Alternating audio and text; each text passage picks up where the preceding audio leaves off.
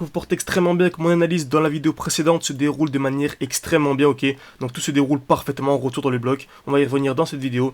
Donc n'hésitez pas à rester jusqu'à la fin. Je vais vous donner tout simplement, selon moi, ce que l'or va effectuer. Quel mouvement va-t-il effectuer dans les prochaines heures, dans les prochains jours. Très bien.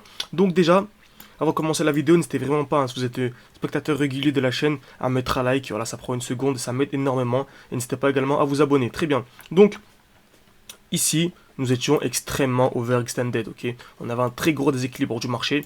Qu'est-ce qu'une overextension? C'est un déséquilibre du marché, ok. Impulsion baissière, composée de 1, 2, 3, 4, 5, 6, 7, 8, 9 bougies rouges d'affilée sans aucune bougie verte, ok. 9 bougies rouges d'affilée sans aucune bougie verte. Et en plus de cela, avec très peu de mèches. On voit que c'est des bougies bien compactes avec très peu de mèches. Et des petites mèches ici, mais elles sont vraiment négligeables par rapport à la taille du mouvement.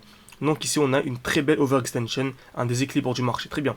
Donc, qui dit déséquilibre du marché baissier dit retracement logique. Le marché ne peut pas descendre de manière infinie. Donc, on est obligé chaque fois de revenir dans les blocs précédents, effectuer des retracements pour continuer la baisse. Très bien. Donc, ici, je m'attendais à quoi? À un mouvement haussier. Très bien. Donc, qui dit mouvement haussier dit retour dans un bloc baissier. C'est très intéressant, très important à retenir ça. Qui dit mouvement haussier dit retour dans un bloc baissier. Ok. Et qui dit mouvement baissier dit retour dans un bloc haussier. Donc ici on avait un joli bloc. Donc c'était le dernier mouvement baissier avant la dernière impulsion haussière. Un bloc très intéressant. Ok. Et en plus particulièrement on avait une très belle G-Man. Donc qu'est-ce qu'une G-Man en fait? C'est la bougie avec un petit corps et de très très belles mèches. On avait ici une magnifique G-Man. Donc je l'encadre. Très bien. Et je m'attendais à quoi? À une accumulation dans cette G-Man. Une accumulation dans quel time frame? C'est très simple. Donc daily. On va utiliser la règle des 30 en fait. Donc on est en daily ici. Donc c'est une G-Man en daily. Donc c'est 24 heures. Donc 24 fois 60 minutes, ça fait 1440. On divise par 30, ça nous fait 48. Donc on va laisser en 48 minutes. Pour chercher quoi? Pour chercher une accumulation. Très bien. C'est exactement ce que l'on a eu. On a une magnifique accumulation, hein. Création de QL. Pour rappel, qu'est-ce qu'une accumulation? C'est lorsqu'on vient créer beaucoup de liquidités, des EQL, comme ceci. Liquidation, puis mouvement impulsif haussier. Ok, on vient créer des EQL. Liquidation, cassure, puis mouvement haussier. C'est exactement ce qu'on a eu ici. Création de QL, liquidation, nouvelle création de QL, liquidation avec une très belle mèche. Donc je m'attendais clairement à une envolée. Magnifique. En plus de cela, on avait une zone de QH au-dessus. Donc je m'attendais à quoi? Je vous ai vraiment dit dans la vidéo précédente. N'hésitez pas à le vérifier pour les plus sceptiques. Je vous disais que je m'attendais directement à une hausse à partir de là pour venir au minimum au niveau de QH. Ok. Comme vous savez, moi je ne traite pas avec effet de levier, je ne traite pas avec XAUSD en CFD. Mais ce qu'il faut retenir ici, c'est comme vous savez, en ce moment je suis extrêmement actif sur les crypto-monnaies. Donc voilà, imaginez-vous si on a ce genre de configuration sur une crypto, sur le Bitcoin par exemple, on pourrait vraiment avoir le point bas de quasiment toutes les crypto-monnaies. On pourrait vraiment quasiment avoir le point bas. Comme vous savez également, je trade en spot sans effet de levier. Donc au lieu d'entrer par exemple ici, j'aurais pu entrer directement à la liquidation des EQL. Car en plus là on est en dessous du bloc, ok. Donc on est dans la partie basse du bloc et on va liquider des EQL. Donc c'est extrêmement intéressant d'acheter ici, pourquoi pas.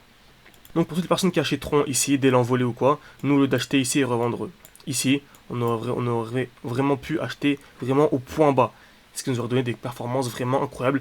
Ça je vous conseille vraiment, si vous voulez vraiment avoir une stratégie vraiment professionnelle et voilà tout éclater tout simplement au prochain bull run, il y a ma formation totalement gratuite qui est disponible en description et en commentaire épinglé. Alors, ça vaut vraiment le coup, je vous conseille vraiment d'aller jeter un oeil.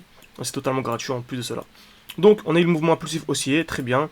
Retracement, logique, on ne peut pas avoir une impulsion vers le haut directement. Hein. Lorsque j'ai impulsion haussière vers les EQH, on ne peut pas avoir ce genre de mouvement directement comme ça. On peut pas avoir une impulsion comme ça. Non, à chaque fois on a un mouvement haussier, on revient dans les blocs précédents, ainsi de suite, ainsi de suite. Très bien. C'est exactement ce qu'on a eu ici. Ok, retour dans un joli bloc. Le dernier mouvement baissier avant l'impulsion haussière. Ok, donc le dernier mouvement baissier avant la hausse. On a eu un retour à l'intérieur, mouvement haussier, et actuellement on est overextended. On est overextended dans 48 minutes. C'est-à-dire que je m'attends à un retracement pour venir où? Dans le dernier bloc. Ok, on peut venir dans le dernier bloc pour ensuite avoir la continuation haussière.